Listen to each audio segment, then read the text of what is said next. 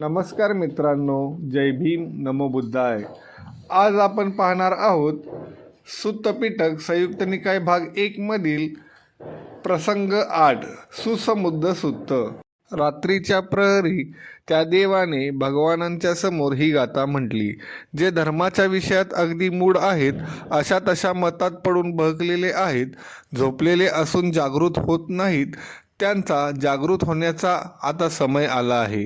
यावर भगवान म्हणाले, जे धर्माच्या विषयात मूढ नाहीत, अशा तशा मतात पडून बहकलेले नाहीत, जे संबुद्ध आहेत, सर्व काही जाणतात, विषम स्थानात त्यांचे आचरण सम राहत असते.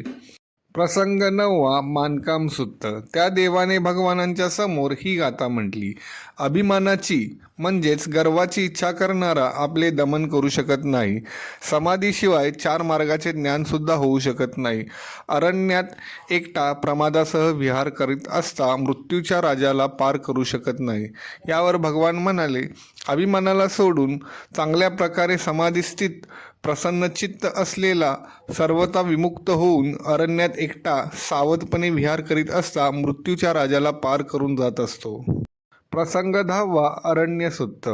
त्या देवाने भगवानांच्या समोर ही गाथा म्हटली. अरण्यात विहार करणारा शांत ब्रह्मचारी तसेच एक वेळेस भोजन करणाऱ्याचा चेहरा कसा प्रसन्न राहत असतो. भगवान म्हणाले, भूतकाळात ते शोक करीत नसतात, भविष्यकाळात ते मोठे मनोरे बांधत नसतात, जे वर्तमान आहे त्यातच जगत असतात, त्यामुळे त्यांचा चेहरा प्रसन्न राहत असतो. भविष्यकाळातले मोठे मनोरे बांधून भूतकाळासंबंधी शोक करीत राहून मूर्ख लोक कोमेजून जात असतात, जसे की वेळाने कापलेले कवळे गवत. जर व्हिडिओ आवडले असेल तर सबस्क्राईब करा, लाईक करा, शेअर करा.